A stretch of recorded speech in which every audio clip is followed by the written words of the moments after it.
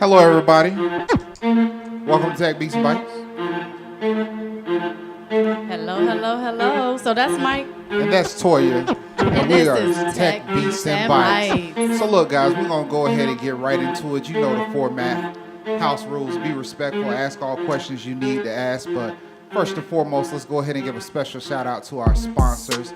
But before we even do that, let's give a shout out to our DJ that's providing the music, DJ Self. Woo, that boy's hot.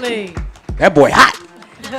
With our new custom intro music. One time for world famous House of Mac, Digital Grass, and none other than the Knight Foundation for supporting our views and our vision and allowing this to be possible.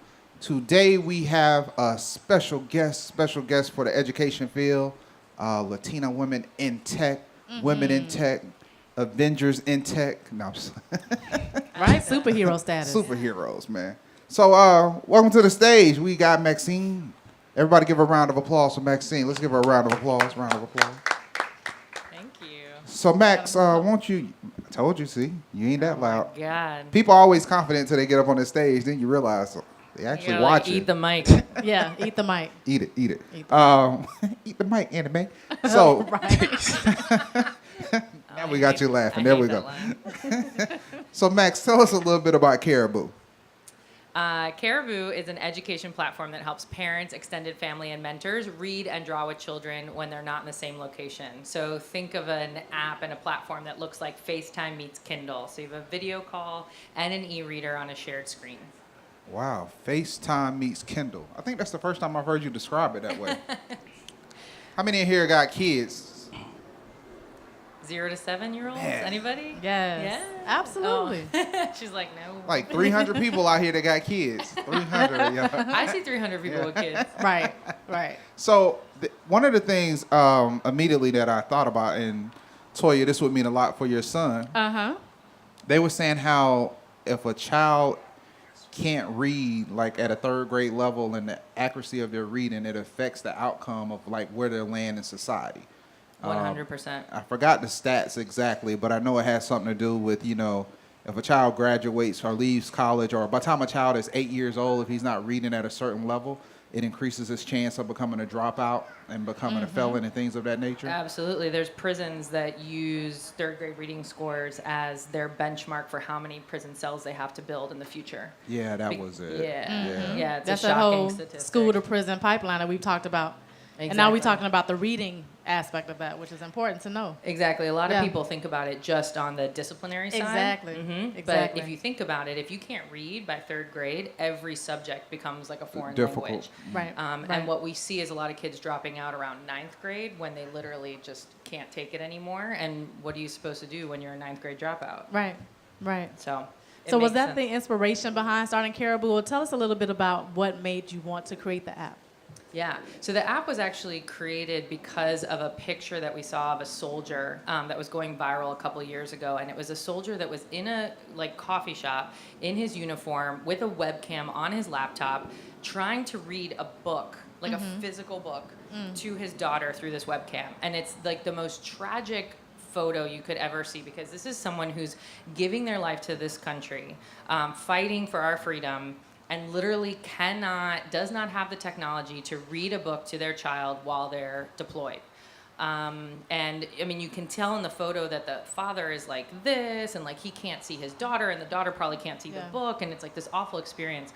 So we actually created the technology based off of that picture, because we were like, my gosh, like, oh, that's dope. We have got to do something better for our military families. And then it became something that actually a lot of families needed. If you think about how many people work late, travel for work, are legally separated, how many grandparents don't live near their kid, their toddlers. And actually in November, we will be donating Caribu subscriptions to every active duty military member in the U.S. That's major. Wow. Let's give a round of applause for that. That's that dope. Is absolutely a great idea. Thank great you. Idea. And you guys are hearing it first here. Oh, Another exclusive. Just so you know. Another Tech Beats and Bytes Seth, we got to get those sound effects, Right. man. I'm saying. At that very need a point, bomb. we should have had need a bomb or We need a exclusive. bomb. You want the air horn? Something, bro. We need. It could be your beats, but at that very moment, it should have been exclusive. It's like something should have happened at that very I think there moment. should always be music for that kind of stuff. It's always should be effects. We just gonna have to add them in post edit and edit. We'll just start adding in effects. Please do that. So- But to Latoya's question, I was brought on as CEO to actually turn it more into a literacy app because the platform makes sense for just communication with families. Right. But for me, as someone who used to be a public school teacher here in Miami, go Bulls. Anyone? All right, Anyone? Northwestern. Northwestern Bulls? Nice. Okay. All right. All right. About 8 of y'all, right? Yeah. Oh, they rep hard in Miami. 50% of the 300 people with children here. So what I saw actually in my classroom is I had 12th graders who were reading on a 5th grade reading level. Wow. And so for me, this type of technology, joining this company made the most sense because 0 to 7 is where the foundations of literacy are built. And if you don't get it right between 0 and 7, then you're just constantly remediating. And so for me, the technology actually was the way that we were going to fix childhood literacy. Don't you love how technology solves problems and It can does. be used to solve problems? That's major. It does. But was this like That's a awesome. natural path with you working with Teach for America, though? I mean, you went off to D.C. and you were kind of already very heavily involved in education. So was the educational part of it more just a natural transition, or were you always in pursuit of doing something in technology? Or was the technology just a subset to the education? Yeah, so my whole career has been in education. It's been at the mayor's office in New York City doing mayoral control of schools, DC Public Schools, Chancellor Rhee, the Gates Foundation. I was a high school teacher. As in Bill Gates? That would be Bill and Melinda Gates. Yes, yes, Bill and Melinda, yes. And then I came down to Miami to run Teach for America here. Oh. And throughout all of these different positions, I just kept realizing that we were trying to solve a problem that was intractable and it was really big and that we were too big. And so at each of these organizations, we were so big that we weren't really able to solve the problem at the point of the problem. Right. And so technology, ed tech, is really the first time that we've been able to meet kids where they are. If you think about how we do school, we do it as a batch processing. Right? We take 32 kids most of the time. We Apply stick them the in a same. room. Yep. We give them all the same curriculum, whether they're more advanced or whether they're struggling. And we just batch process kids. Right. With ed tech, we can finally meet kids where they are. We can give them what they need. We can accelerate or remediate their learning. And we can actually do one-to-one learning, which is really, truly what education should be. Yeah. So are you going to be moving Caribu into sort of more ed tech from a solution and a classroom perspective, or what's sort of the future? Yeah. So right now I see us as solving the problem of reading time, quantity. Right. Okay. So every child 0 to 7 should be read to for a minimum of 20 minutes. Every day. Every day. Every day. 0 to 7, 20 minutes a day. Because kids need to hear about 30,000 unique words every day. Seems like adults need to read 20 minutes Right. every day, too. We Right. got some adults that You know, it's And a win-win Facebook posts do not situation. count. Yeah. pick so- up a book. Newspaper, something. Something. Or read to a kid through Caribou, volunteer. Yeah, something, do Exactly. something. There's options. So I think for us, solving the problem of quantity first is really important because we want to make sure the Okay. kids are getting the number of words they're supposed to hear. Right. Then we want to solve the problem of actual going through the 5 pillars of reading. So there's a bunch of different kind of Hold on. You got to unpack that, as we say on the show. What are the 5 pillars of reading? All right, you're going to test me on this. So it's phonemic awareness, phonics, fluency, vocabulary, and reading comprehension. Okay, we got it on camera. We'll look at it 0 to again. 7. Yeah. 0 to 0 to 7. 7. Yeah, so one That is... sounds like 0 to 35 in these days. I know some 30-year-olds Right, who that not can at that use this, level. especially Yeah. by them text messages and these my God. Instagram posts and stuff I'll be seeing. There's some adults that could use Caribou right now. I need to read to some people at night. Let me Grab tell this you, book. I remember when I was at Teach for America, it took me 10 months to hire my assistant because Really? no one that applied could read and write. 10 months, assistant. Yep. Yeah. Where's the sound effect? for that? Exactly. I got it No. there. There we go. But Keep that silence downloading. was We need it. some more. Right. 10 months. That's I mean, that's And by the way, my position for assistant at Miami-Dade, at Teach for America Miami-Dade, was the most applied to position. It's not like we couldn't find people. It's literally that people, and these are college graduates that couldn't read and write. Right, the quality. It's the quality. Yeah. And so again, if we don't focus and intervene at the ages of 0 to 7, it just snowballs, right? It snowballs, and you can't recover from that. And then you're trying to apply for jobs without being able to properly read or write. Exactly. You're talking about trying to write your resume, grammatical errors, misspellings. Think about all the things we take for granted, being able to read at a pretty high level. But think about prescriptions. Think about rental leases, car leases. Think about job applications. There's so many things that you need a basic understanding. I got a story for you about leasing stuff, but I'm gonna say.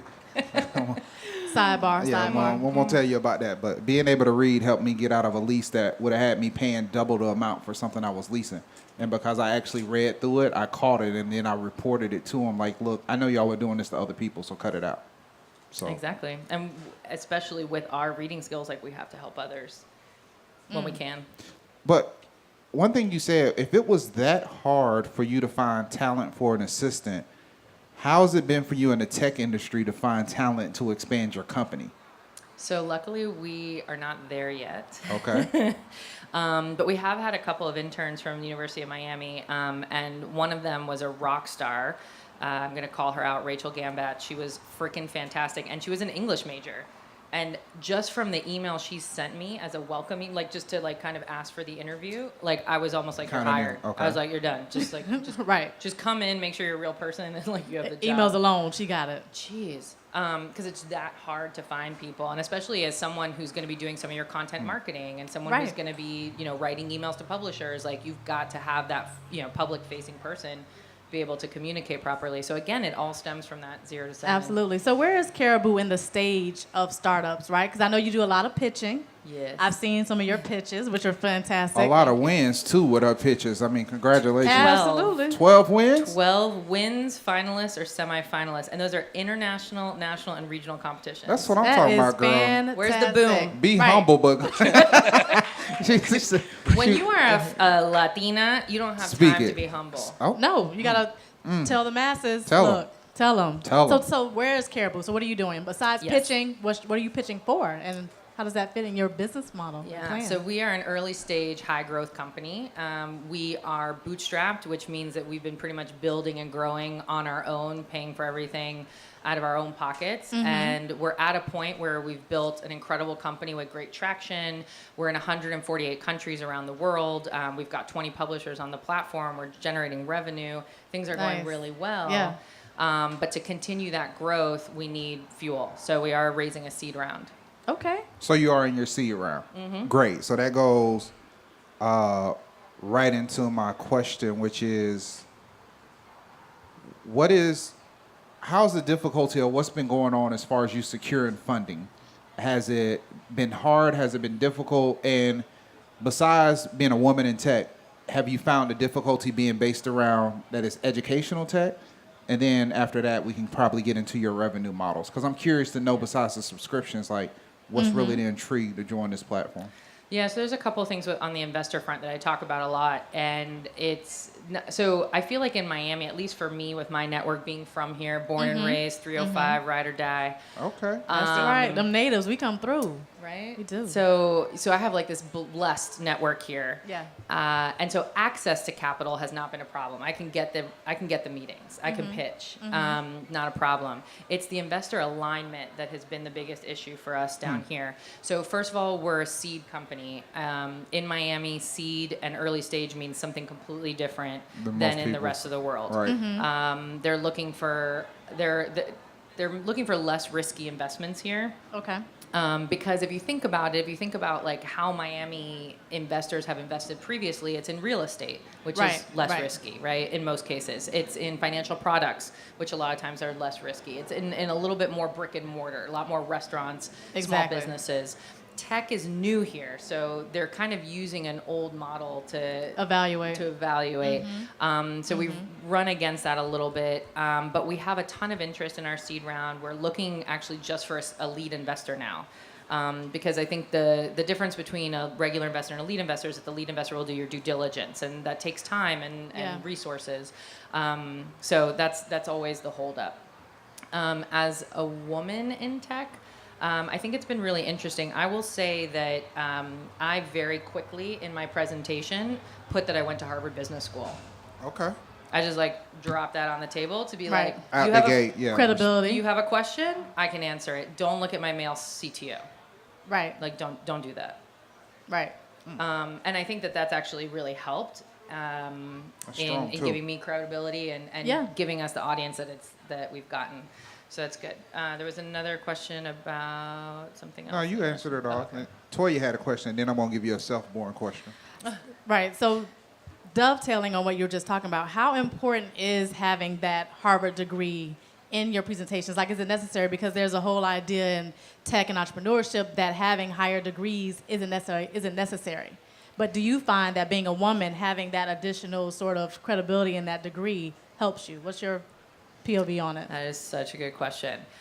So in a lot of the tech space, it's a Stanford, Harvard, old boys network, right? And a lot of people want to invest in people that look like them or that have the same pedigree because they're like, okay, I know your and caliber. I can trust you. Yeah. I know what network you've come from. I know what kind of training you've gotten. But it also helps and hurts. So I've also seen it work against people, not me personally, I think. But it's kind of like, another Harvard kid, another Yale kid, another Stanford kid. But for us, again, I think for me as a woman, it's been incredibly helpful because one, I think I am the CEO of the company, and so a lot of people are expecting me to understand the accounting and the finances and the numbers and the strategy and the marketing. Right. And just by dropping the H-bomb, I can be like, yeah, I got that. Don't worry about me on that. Yeah. Worry about other things, but don't worry about that. So Right. Self-born wanted to know if you were doing the exact same company with the exact same pitches, but you were a white male, where would your company be right now? We would be Series C. We would be literally like Uber at this point. Wow. I mean, they have a proven track record. You're already making money. We literally have, I'm not even joking, I go to panels all the time and people are like, well, at this stage, we're just really investing in the team. I mean, it's the team. I mean, the product is too early. It's the team. And I'm like, okay, so we have a rock star team. I have 15 years of education experience. I have a freaking MBA. Right. My co-founder has an MBA. He has 10 years of full stack engineering experience. Everything right I'm there. sorry. What's the problem? Oh, well, it's actually this. It's this other thing. It's like they'll So find what have anything. you heard the most? What reason or excuse have you heard the most? Oh, we hear it all. Man. One, IP, right? Because God forbid something is not protectable. Right. We hear revenue, and every time our revenue goes up, the numbers It change. moves. Yeah. Wow. We were freemium. We're moving to subscription. So there's two types of investors. That was the question. It was your revenue model, but you can go ahead and explain that right. So we were originally freemium, and that was because our publishers back in the day did not believe in subscription. So freemium means you download the app for free and then you do some in-app purchases. Our Right. books were 99 cents to $3.99 and we did a revenue share. That's how we made money. So investors were like, well, that doesn't seem to be like you have to be really at scale to get further than that. Like, are you going to do subscription? We were like, absolutely. Our customers have been asking for it. It's better for us. Like, we're moving to subscription. Two types of investors. One investor will say, great, call me when you launch subscription. And then probably that investor is going to say, call me when you have 90 days of churn to talk about. And then there's another investor that says, I freaking believe in you. This is fantastic. I love you. I love your idea. I want to see this thing be successful. Here's money to make it work and grow and be great. Those are the investors that we're missing, I think. Or that we're just not talking to. If anyone knows these investors, please let us know. But a lot of people are like, okay, well, let's see subscription. Okay, let's see how it goes after a couple of They months. just keep moving the flag. Yeah. Well, I mean, the point of you doing this show is for people to see that opportunity. But, I mean, is there not grants? Is there not underfunding? Because if what you're doing actually has a proven success ratio for what it could do for kids in education, shouldn't there be money out there for this kind of platform? So grants are tough because a lot of them only go to 501c3s. and we are a for-profit. So we've been trying to partner with some nonprofits to see if we could unlock some money and work with that nonprofit to purchase Caribu to do the things that they want to do. But what about the whole social enterprise network that's going on these days, where if you're doing something with a social awareness or something educational, but you're still making money, it kind of So there's social impact investing, and those people are very similar to. It depends on who you're talking to, but a lot of them want to see the same numbers. Okay. And again, on the West Coast, we're having a little bit more success talking to people and having real conversations about moving the ball forward. Yeah. Even in social impact investing. So we just got a whole bunch of East Coast developers, real estate people with extra money that claim they want to invest in tech because they know it's about to be a downturn in real estate soon, but they really just don't want to put up money in tech because it's not something they understand. I think there's a lot of education to be done, and I think it will happen. I think Miami is like a baby in this Baby space, city, right? yeah. Like, Yeah. I mean, Yeah. we're expecting it to be at the big leagues. And look, I am the first person to have like so much faith in my city and my county. I always have since I was very young, and so I still, as much as like I'm getting pushback, like I still believe in this city, and I know that we will get there. We're just not there yet. And also, if you think about it, the amount of people investing here in Miami is like a fraction of the people investing Everywhere, in the yeah. West Coast and in New York. So I always blame Jamie Rosenberg and Brian Brackeen for tying up all my money. That's a good one. But for the West Coast comment, do you feel like it would be good for you to move temporarily to like Silicon Valley or That is the question. anything like that? I know as a native, that's like, That but is so painful. I Yeah. hate the Valley. I hope none of those investors just heard that.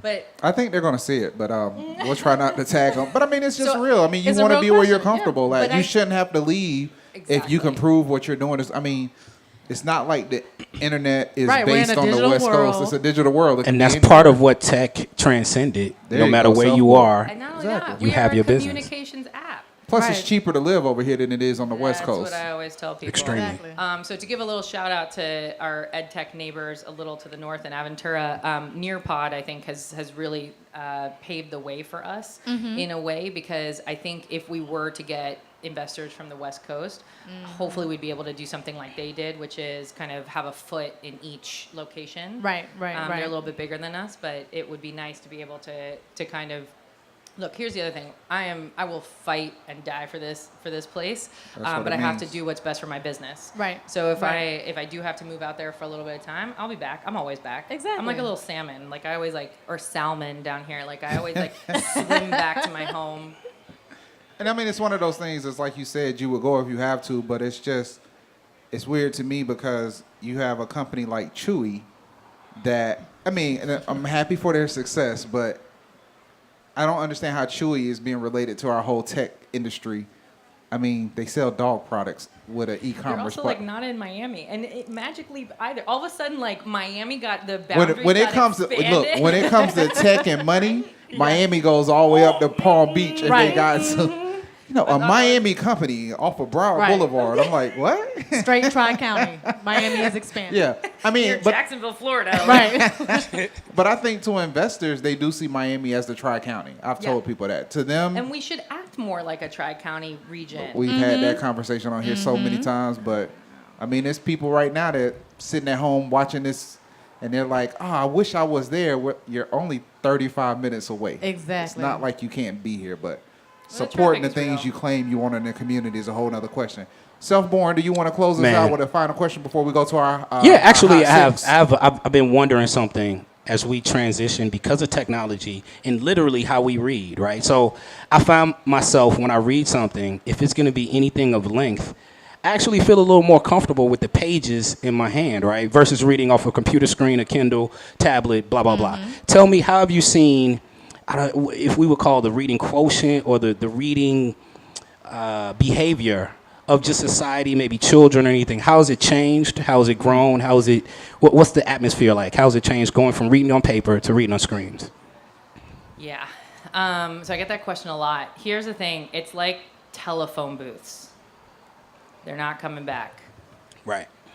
So reading is now tablet-based, especially for kids. Kids are tablet-ready. That's what we're calling them. They're digital natives. Yeah, about They- 2. I've seen 2-year-olds that know how to work a tablet. Look, my 9-month-old be like, I'm just saying. It's yeah. insane. And kids actually, they swipe pages now in real life. Absolutely. Like they're trying to like turn a page in a book and they're like, I don't understand why it's not like swiping, why I can't like toddlers.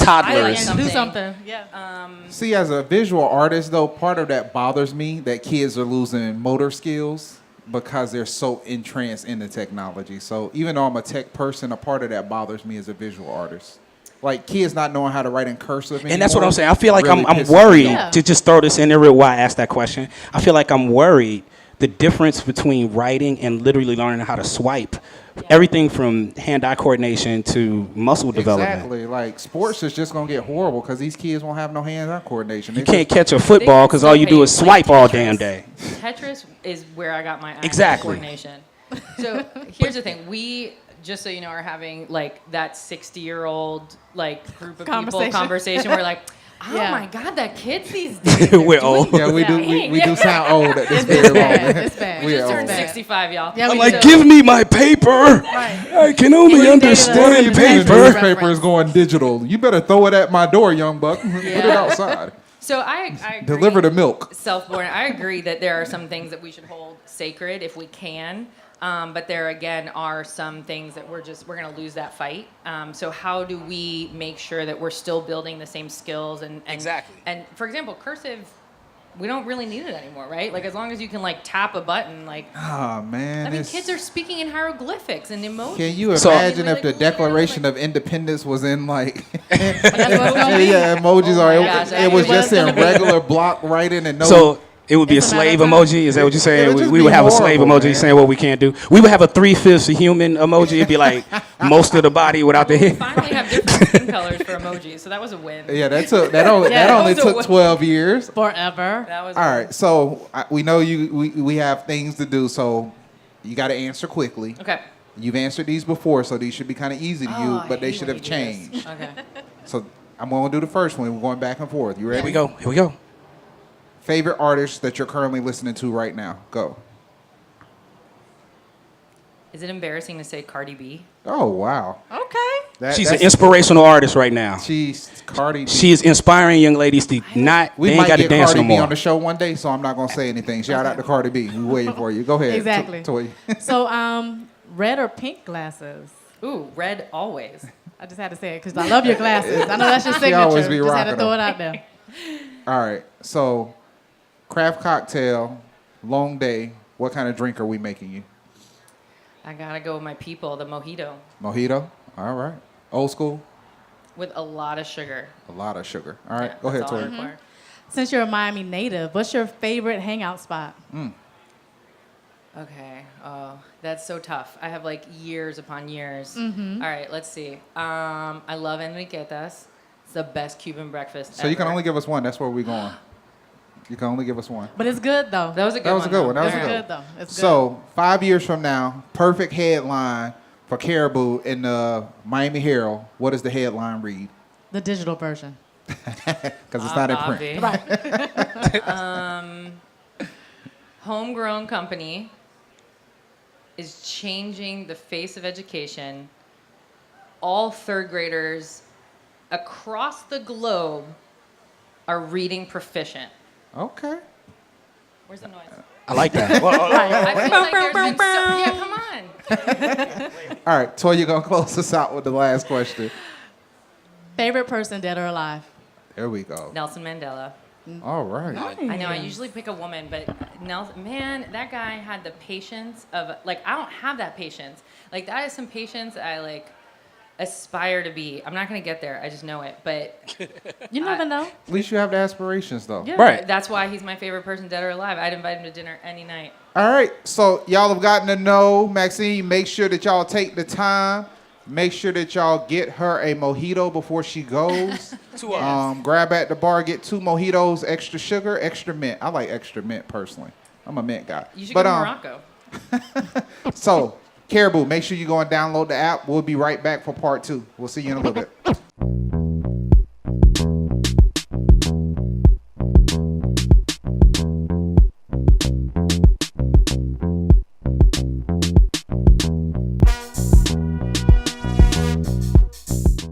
All right. We're back, DJ. Fade us out. Fade fade us out. That custom intro music. Hey, I got a question to ask y'all real quick, for real. If you have kids, or you know people that have kids, real talk, can you raise your hand real quick? Like, not that you know them, like they live in South Florida. All right, so let me ask y'all a question. What's going on right now? Are people sad because of what's happening in Houston? Politics? Or everybody dealing with the fact that they got to adjust to their kids going back to school? What's going on? The third one? That school adjustment is really starting to... I just want to make sure. I mean, some of y'all parents look real sad out here today. that grandma daycare that ran out. Them kids had to come back home. Things got real. Like, damn, you ain't going away for the weekend, huh? You here for the next 8 months. So, and by the way, these are the kind of things that come out of people that don't have kids' mouth. Right. You know I don't have a child. It's okay, even when I do, be with their grandma all the time. I'm going to take my kids to work day all the time. My kids going to be in every meeting, breaking deals. Right, that's what happens. You got to teach them, get them young. All right, so as soon as we get the attention of our guests, we'll get started with the show. John, this is a show, sir. You don't talk to the DJ. I'm just playing. Sorry about that. It's okay. So, guys, Talk like a rapper. talking to the mic. Like a rapper. Yes. Real tight. Real tight. Talk like you mean it. Right in the mic. We can't afford them $400 mics where you can stand all the way back and it'll pick up your voice. Christian. But anyways, moving on with part 2 of Tech Beats and Bytes, world famous House of Mac Digital Grass. We want to bring you guys a conversation about the business side of all the things that we talk about. So wanted to bring in a friend, my fraternity brother, Mr. John. John, why don't you introduce yourself and tell the people a little bit about what you do. But before we do that, let's give John a round of applause for coming to the stage. Let's give him a round of applause. He could have been somewhere making millions of dollars, but instead he chose to be here with us. I did. For free. We do not pay for our guests. Did not even pay for this drink. He bought the drink because he got more money than me. But So- we have a good time, though. We have a great good time. Great We time. have a good time. John, tell us a little bit about yourself, sir. Certainly. First of all, I would like to thank you guys and for all the amazing work that you guys Hold on 1 second. I'm just going to let y'all know now. Y'all might as well excuse the radio voice. This is actually how he talks. Right. So the excitement is there. He is not really upset or anything. This is truly his voice. The man just sounds like $1 million. Just it's about to be like this for the rest of the night. Let's go. Okay. Go ahead, John. Let's start this over again. Well, yes. First of all, thank you. There you go. A little bit of energy. There we go. In the Thank- mic. And I'll speak right into the mic. There you go. There There you you go. go. Happy Monday, ladies and gentlemen. Okay. Happy Monday and happy post-fight. I actually just got in from Vegas. Hold on. You better So tell him. You was in Vegas or you was in At the the- arena right. at the fight? Ringside. I was what we around the talking arena. about? I wasn't out ringside. Well, we Yeah. was about to have a whole nother conversation Right. about your money real Spin quick. off. No. Excuse me, investor. Go ahead, though. Right. Well, one thing they say about investors is better to use not your money. Yeah. So that's good. That's how we live. But first of all, thank you guys for having First me out. gym of the night. Yeah, that's right. I'm Elijah John Bowdre. I'm from Long Beach, California, but by the way of Overtown, Miami. I spent the last 8 years living abroad in Asia, 4 years in Shanghai, 4 years in Hong Kong. There, I have 2 enterprises that I started. One on the mainland of China called Double Victory Entertainment, and that is a American branding and sourcing consulting firm. And so I've been running that, me and my partners, for the last 7 years. Had an amazing time. Actually gave me my biggest intro into the world. Had the pleasure of doing business in over 11 countries. Had the pleasure of traveling to over 31 countries. But from that experience, actually seeing the difference in view and perspective that they have on Americans. And obviously, since I'm Black American, on Black Americans specifically, from there, transition to actually bringing over tours, bringing over people who wanted to see the factories that they were sourcing from, help them source materials, data, information on the mainland. And then we started actually bringing over students.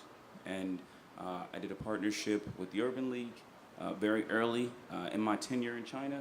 And from there, helped dozens and dozens of small, medium enterprises, minority businesses that wanted to get data from China, they maybe sent money over to Alibaba, to a factory, but they didn't know how to get it back. Yeah. So then they started reaching out to me more, and turned that into a business, and that actually just, it blew up around 2011, 2012, and took me even more deeper into China, but also into Southeast Asia.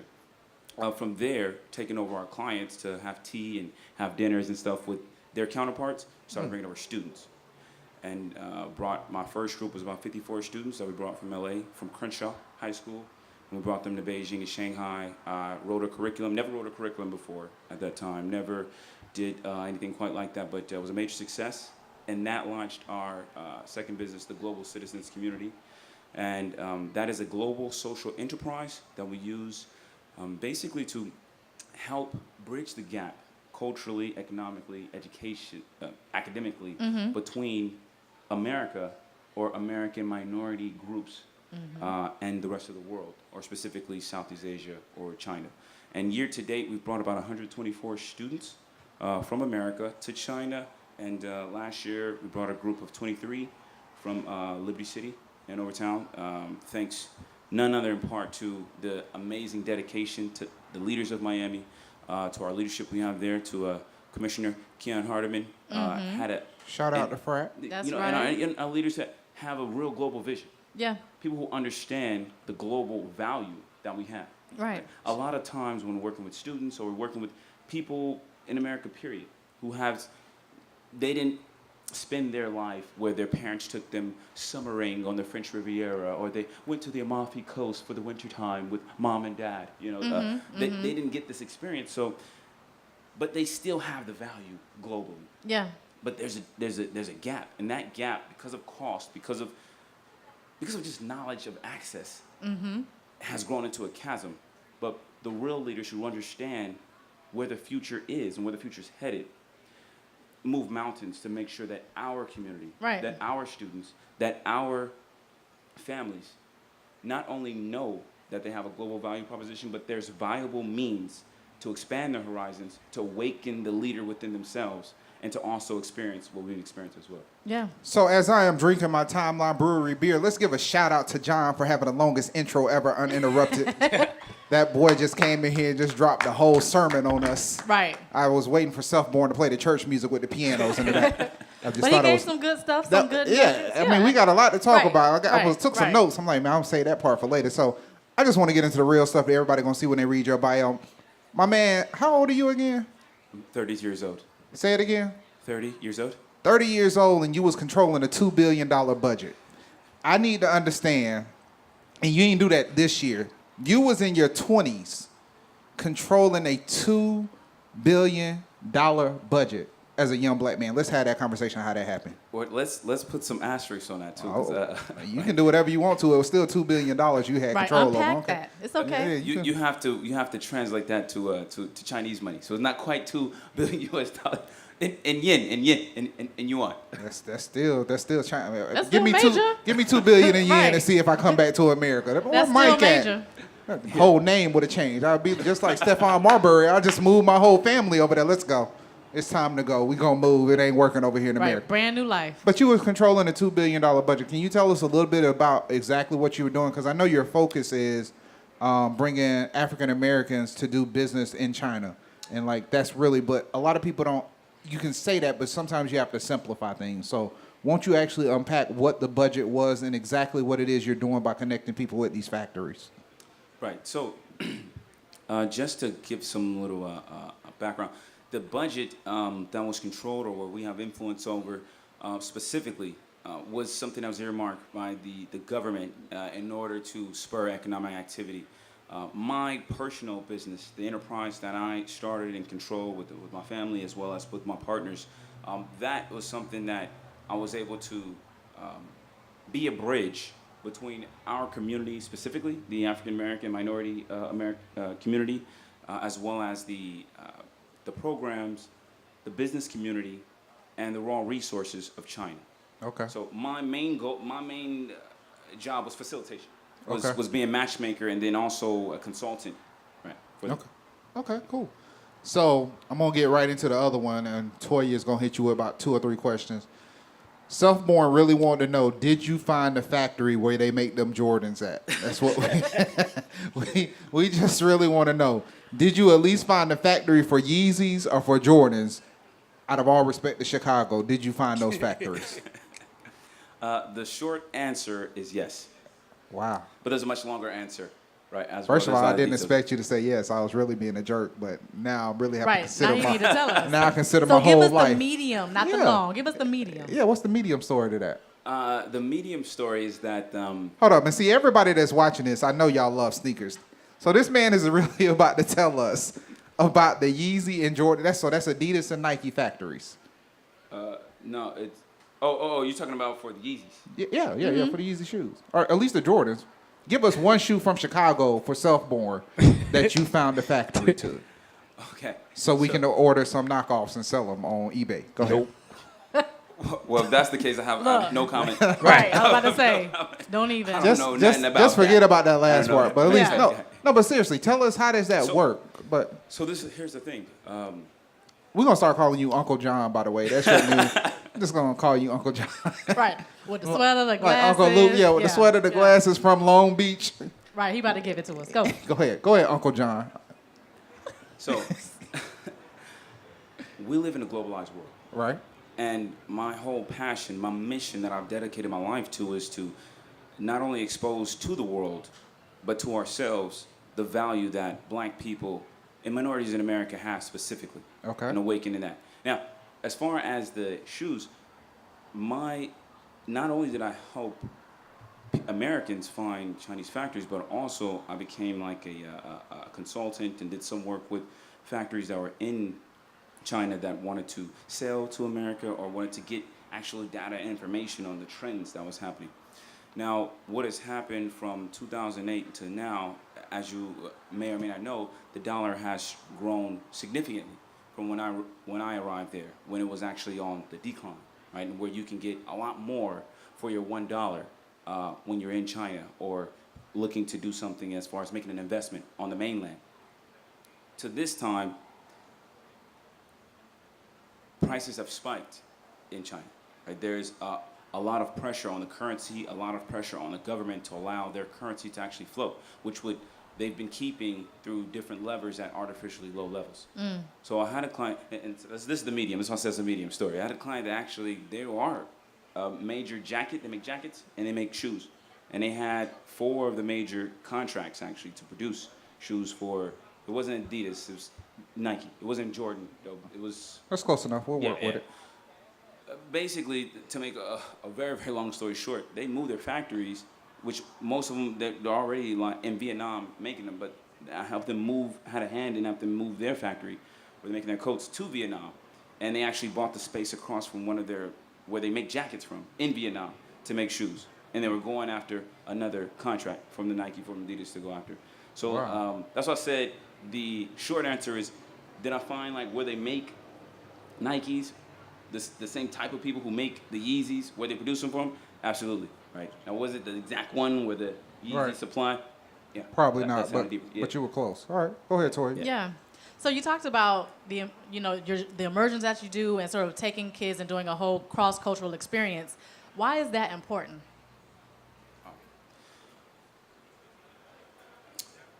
The world is getting smaller. It's not expanding. The things that happen on a global scale affect every man, woman, and child. The ramifications wash upon the shores of every man, woman, and child on earth.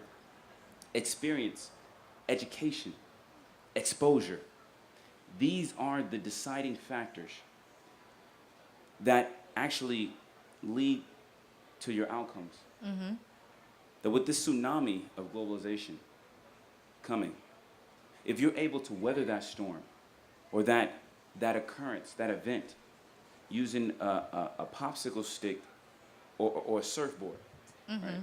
And that directly relates to what you even know. You know, it's hard to go after what you know you don't know, right? And it's easy to know what you know. But what you don't know that you don't know, you're completely locked out. And in the next phase, in this country, especially for us, Right. we're going to have to reach out even more to our allies, not just out of our city, out of our county, out of our state, but around the world. Right. And stand in solidarity, crossing boundaries of just nationalities or where you're from or social economic system, but for values, what you prioritize in your life, right? For me, I've dedicated my life to the construction, of a platform that can help transmute the ideas that we have as a community, from Detroit to Long Beach to Liberty City to Overtown to the rest of the world, and vice versa, right? Because it's an entire untapped source. A lot of the problems and the challenges that we have every day. I live in Overtown, and Right. I love it. I love my neighborhood. I love the community.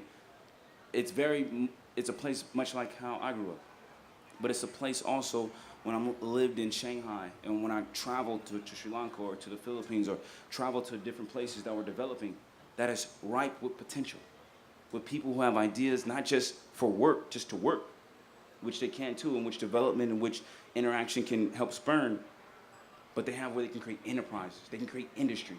So I remember someone saying, and I forgot if this was on the show or when we was actually in Malawi, but the quote that came out is that this is going to be our first global generation.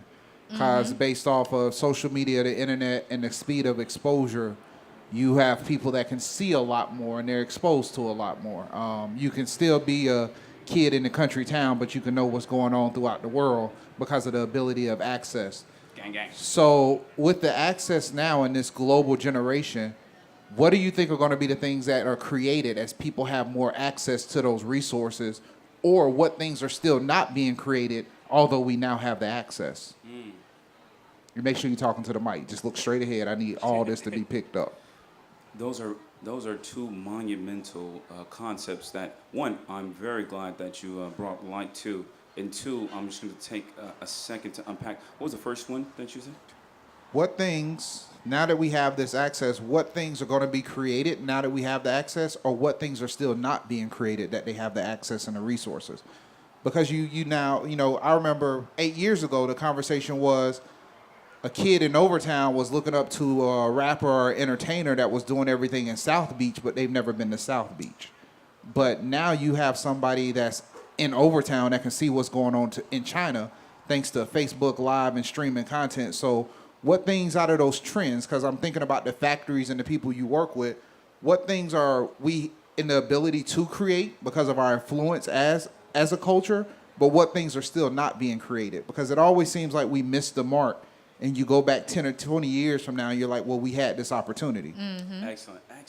Okay, so one of the things that what should be created was it's being created. Now that we have access, supply chain, right? Okay.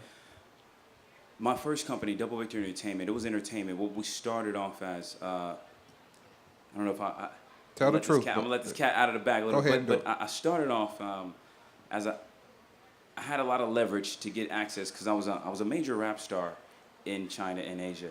All right. Right. We need a hot Say it 16. again. Let's keep a hot going past that. 16. Let's keep going. This is where you need We don't that. Karaoke. There you now go. you got the sound effects. Now you got Yes. no, okay, so listen, The way you we'll keep set going. that up, though. Let's keep going. I was a rap star. I was a rap star. That was a classic Right. Uncle John setup. Like, Right. just in case you didn't know, Right. You about to get a hot I was 16. Snoop Dogg in China. Yeah. Not a rapper, not an artist. I was a rap I star. was a rapper. No, a rap star. He's a rap star. Oh, you're right. Lambo, that's the name. All right. Yeah. So Hold up, did you have a Lamborghini, though? Say it again. Nah, just Oh, Lambo. okay. Yeah. Lambo. Lambo. Yeah. Nice. Yeah. So because of that, I had a lot of access, and so I actually helped create a lot of different clothing lines. I've shipped Wow. metric tons across the Pacific Ocean of different textiles. Sound like a People Ross would- verse right And there. boy, ain't nobody talking about moving that kind of That's weight. a from Rick backpack, Ross boy. verse. That boy said, I shipped He said, metric tons. he said Lamborghini doors, Nah, and I ship tons. We got a celebrity on the stage. Yo, look at him at metric tons. Won't he do it? Uncle John metric tons. Boy, we Won't he gonna do it? T-shirt. Diced pineapples. Hey, we gotta get him a black beer shirt. Metric tons on the back. Lambo. Go ahead. I'm sorry. So one thing that definitely that they can do is I told them, like, your idea, there's millions, billions of dollars that's made off of our image. The dances. The culture vultures. Man, listen. Everybody exploits us but ourselves. People you never knew existed will take a hip hop and sell in a region of the earth you never even knew was there. Wow. Making money off of it because America shows them this. Yeah. But the people who profit Right. are not or don't look like us, right? So Shout out the timeline. Just go ahead, man. they a longer story. They thought I was a entertainer, and I kind of finessed that, and actually You blew worked up. it? It actually blew up. I took a chance. It blew up, and actually I used that as an access for business to actually find where the factories were, find where the best prices That's were, right. find out where the most material, so that I could help and be a resource for my people back here. So hold on. I mean, you do talk like Slick He Rick. did it for so- the culture Yo, and got in. but this is what I'm saying. You know we got Spirits and Bytes Awards coming up at the end of the year. This is going to have to be the best story ever. So you perpetuated an image of being a hip-hop artist in another country. They went for it. Didn't know how smart you were. So they let you in because you're nothing but a hip-hop artist. You now are in the system as a hip-hop artist, but you are a financial analysis genius, and they have no idea. So they just showing you all kind of numbers. Boy, they gonna kill you, boy. Kim Jong gonna be sending everybody. Boy, we might not want to stream this one live. That is amazing. That's a great story, though. It got better when I learned how to speak Chinese, and Oh, wow. they didn't expect it, right? So Yup. so we're sitting here, and I'm like, oh, ni hao, hey, hi, we want to get that price, $10 per unit, right? And then they're like, oh no, actually, it's gonna be $16 per unit, and they turn to the player like, 这是不准的价格的，我给他的，他是美国人，我给他们。 Hey, man, And we ain't you putting up like- no subtitles, but he is killing it up here. What? Right. Hold up. Did you rap in Chinese? Or whatever? What?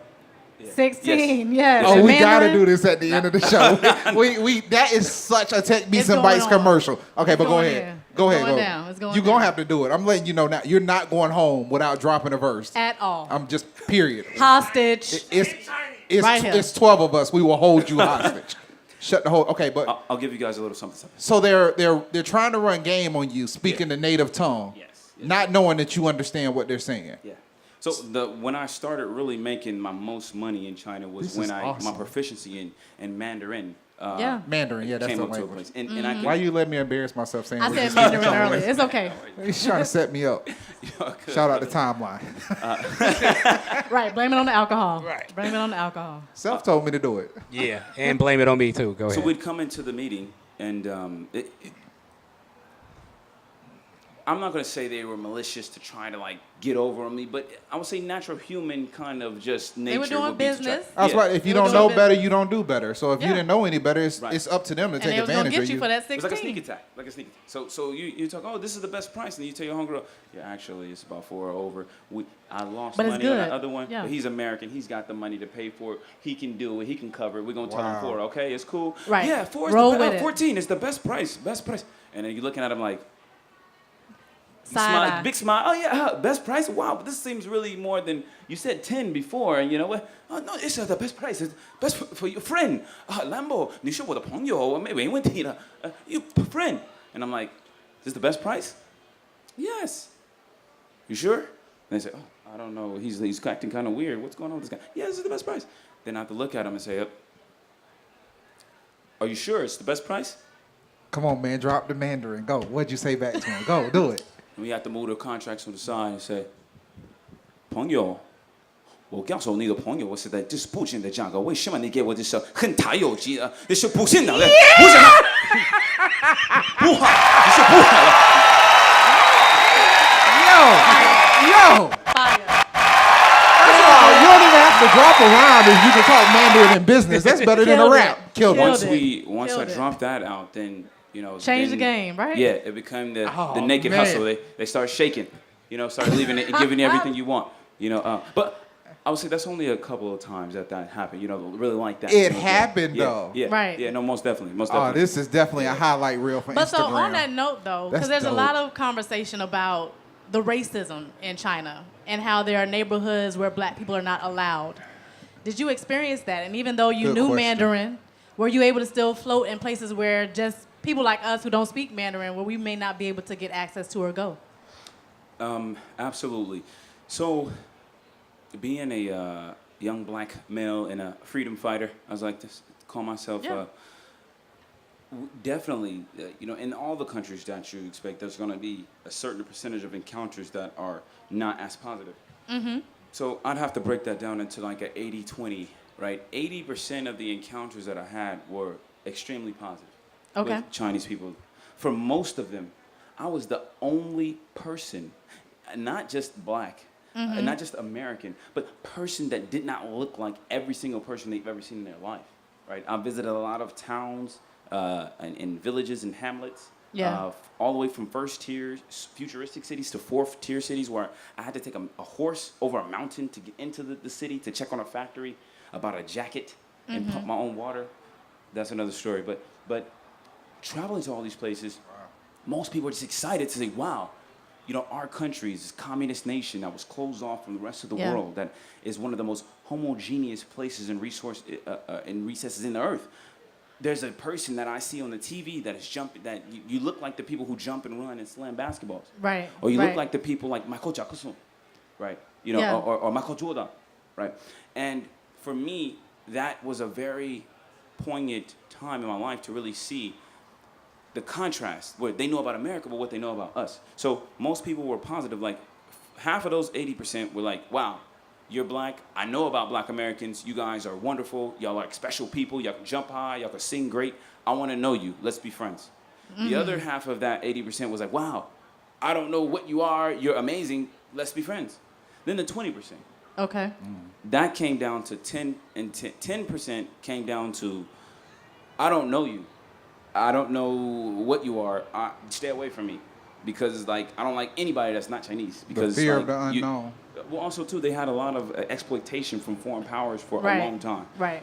So it's understandable. Self-preservation. The last 10 is like, I don't know you and I don't like you. Stay away from me, because I seen on the TV, you guys are the thugs. You guys are the murderers and the shooters. I watched American movies. I don't like you guys. Stay away from me. They buy into the propaganda. Exactly. Yeah. Exactly. So most Self-born more than a DJ. I heard that Hey. for sure. So most of it was positive, and the ones that wasn't was totally understandable. It was totally understandable. When I tell people the difference between that 20% of the wherever I might have experienced there, as opposed to here, is not one Chinese person I met, even if they screwed me out of some money or did whatever, or played me on something. Right. They didn't have that. It wasn't the hate behind it. I knew that they didn't want to hang me from a tree or drag me from behind a truck. Right. Or firebomb a church with my little girls in there playing. There's not the hate, the vitriol that exists in this country versus there. So all the other stuff, you don't want to do business with me because you don't know who I am. That's fine. I'll get somebody. We'll do business. Or you don't like me because you're unknown. That's fine. We'll drink some tea. We'll sip some Baijiu. Get drunk together, and we'll cross that barrier.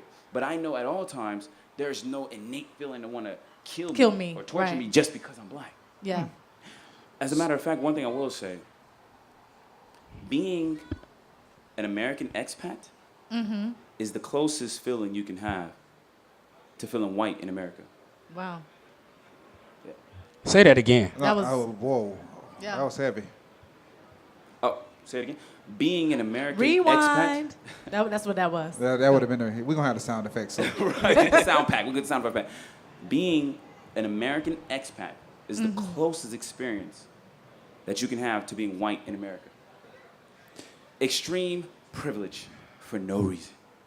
Now Just I've got a degree. I've got my skills. I've done some things in this world. I mean, you showed it. Look, you talked about it.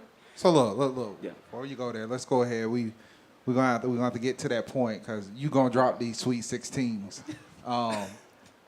Let's do the quick 6 real quick because I got 2 of mine already. You ready? Bro, kick it All off. right. How do you feel about Mandarin becoming one of the mandatory second languages in Africa? Well, Africa is a humongous continent. Which country would you say? Let's see. They were doing in Malawi. They were doing Zimbabwe. They were doing South Africa and Mozambique. There's like 6 of them, more so in the southeast. Now, as far as them being mandatory, like compulsory for people to learn it in school, Yeah. I think that's awesome. if it's compulsory for a school.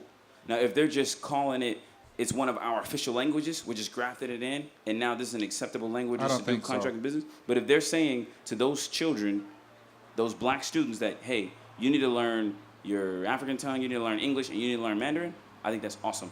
If they're providing the resources for them to learn that. Great. Okay. Yeah. Go ahead, Toy. That's amazing. With the current political climate and the whole idea of bringing jobs and factories back from China, what's your position, your POV on that? Remember, these are the hot 6, so you got to answer them kind of Yeah. quick. Oh, yeah, I think that is the exact right path to go. I believe that it is about engaging economically. And the inner cities of America are the best third worlds that you can invest in. You get all the benefits of America, but then also you have a cheap, low-skilled, low-educated labor force, and you have proximitous, cheap land. Those are the two main drivers of foreign investment. So I think it's great. We need to bring more factories here for them. Yeah. We need to market it that way so they come. We bring those dollars here. What artists would most represent Lambo right now? 3, probably, I would say. Jay-Z, Drake, and The Weeknd. Okay. Drink What? of choice. Double shot of Hennessy with a splash of Honey Jack. All right. That's spring break juice right That there. boy is serious. Damn, we in Cancun right now. What we doing? Hold on. That's the Turn Lambo. up all That's day. the Lambo. Did All he day. say a double shot of He did. Hennessy? That's like Freaknik. That's a Freaknik drink. Jack. Splash of Honey Wait. Jack. Just take the edge off a little bit. You still ain't got a mixer, man. No, that's So- Honey so- Jack is a chaser. For That's all a real y'all- drinker right there. Excuse me. I mean, Honey Jack, Apple Crown, that's chaser. Hey, if you man. drinking that, you better. Well, see, I ain't Look, man, gender don't ever equality trust and the all. dude with a sweater tied. You know. It's always the dude with a sweater tied around his neck that get you messed up. Right. No, seriously, I got the drinks. Don't worry about You it. don't see it coming. Drinks You are don't on see me. it coming. You could try this. You take one sip, you be on the floor. Right. You You okay? can trust me. Right. Alcohol poisoning. I say, I wear glasses. Don't worry. Trust me. All right. You sip some of this, girl. Go ahead. You fine. You fine. a cup of death We're or not a gonna claim splash of that. death. We're not gonna claim that. Favorite movie that represents your business lifestyle? See, No, just answer it. Don't be I trying know. to. I know. Don't be trying to. Blow. But not for Hey, the you- not for the. see, Whatever. Oh, okay. We see what you doing. Okay. Okay. He's still wearing a sweater. Wait, around because his you neck. know we said moving metric tons. That's- He said Right. Lamborghini That's all doors. I'm He said Lambo. Lamborghini doors. It's Hello. all This is the making cover. sense All now. makes He got the good cover. He put the sweater around the I'm neck. about to change my whole wardrobe. Right. See if my money changed. Metric tons of blow. Metric That's what he ton. said. Metric ton, John. Go Right. ahead, Toya. Top tip for doing business with China. There we go. That's what we need to know. Make it quick though. You Number can't go- one, become a friend first. See what you can offer. Bring a gift. Ask about the children. Ask about their interests. A gift like beer. What kind of gift am I bringing? High quality Whiskey. whiskey. Yes. I know how to do that. Johnny Walker. Yeah, something like They that. do love that Johnny Walker Black Yeah, over there. Yeah. They love it. That's a big client of mine. Johnny Walker, black, blue, all them, red, all You that. see how humbly he just slid that in there? Right. Yeah, big Right. client of mine. He stun it real quick. Moving weight. Metric ton, John. That was his runner in the background on the motorcycle. Okay. Right. Business. Right behind us. We got to get there. Got to get there. All right. Well, look. Uncle Metric Ton John, we really appreciate Ton. having you on the show. So what we're going to do is we're going to close it out for purposes of the show. So everybody, thank you very much for coming out to Tech Beats and Bytes. This has been an amazing show. Please do not go nowhere. We're about to kick off karaoke hour with a Sweet 16. But thank you to the Knight Foundation and to all our fans for coming out. We'll see you next week. But next week, just remember we have a special edition for the Houston relief. We're going to be doing something for the victims in Texas for Hurricane Harvey. So make sure Yeah. you're here on September the 4th. Very important. Join us next week. And once again, This is Tech Beats and Bytes. I'm Toya. this is Mike. We'll see Shit, you next shit. week. Shit, yeah. Oh, yeah, you got to do it to the Tech Beats and Bytes. I'm man. back. Go ahead. Give me some. So you want me to freestyle? on that? Whatever, in Mandarin, though. Yeah. 我叫 MC Lambo，我想美国的朋友，我叫楼州 MC， 我的朋友在哪里？你叫什么名字？我在 Miami。Can you see we after a new Grammy? But if you need to be where we be, right here， 我们在这个1、2、3、4。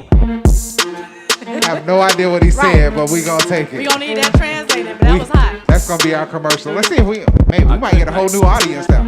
You can do it again. What, you got some more? I was gonna do it in English, do a little something in English. Okay, go ahead. You want to do it in English? Go ahead. In the sweater. In the sweater. Yeah.